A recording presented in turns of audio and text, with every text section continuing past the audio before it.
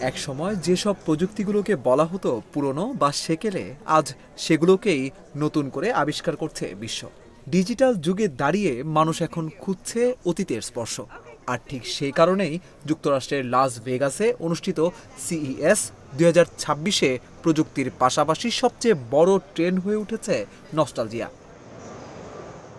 Pinball machine, arcade game, vinyl record player আর radio, এই সব কিছুই যেন দর্শকদের ফিরিয়ে নিচ্ছে এক পুরনো স্মৃতিতে। এখানকার স্টার্ন পিনবলের বুথে ভিড় করে খেলছেন দর্শনার্থীরা। একজন দর্শনার্থী টম বোস বলেন, পুরনো সবকিছুই আবার নতুন হয়ে ফিরছে। পিনবল খেলায় কখনোই একই বল দুইবার পাওয়া যায় না, প্রতিবারই আলাদা অভিজ্ঞতা। পিনবল আসলে নস্টালজিয়ার প্রতীক। একই চিত্র দেখা যায় মাই আর্কেড বুথেও। সনিক, দ্য হেজহগ, প্যাকম্যানের মতো ক্লাসিক গেমগুলো আবারও ফিরছে নতুন রূপে, কিন্তু মূল গেম প্লে একেবারেই আগের মতো। মাই আর্কেডের vice president of design Michael Ponce বলেন, এই গেমগুলো মূলত আসল আর্কেড ভার্সনের ওপর ভিত্তি করে তৈরি। মানুষ যখন সেই শব্দগুলো শোনে তখনই এক ধরনের আবেগ তৈরি হয়।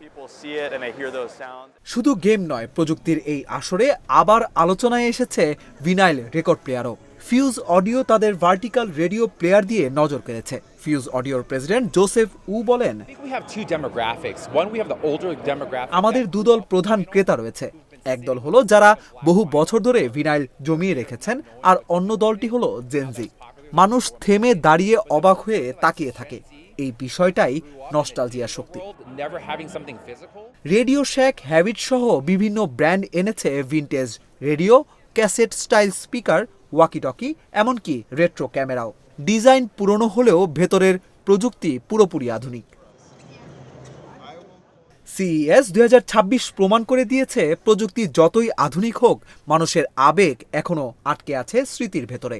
ডিজিটাল স্ক্রিনের ভিড়ে মানুষ আবার ছুতে চায় বাস্তব অনুভূতি, শুনতে চায় পুরনো শব্দ, আর ফিরে যেতে চায় সেই সময় যেখানে প্রযুক্তি মানেই ছিল এক অন্যরকম অনুভূতি। অভিষেক তরফদার, অঞ্জন, ইন্ডিপেন্ডেন্ট ডিজিটাল।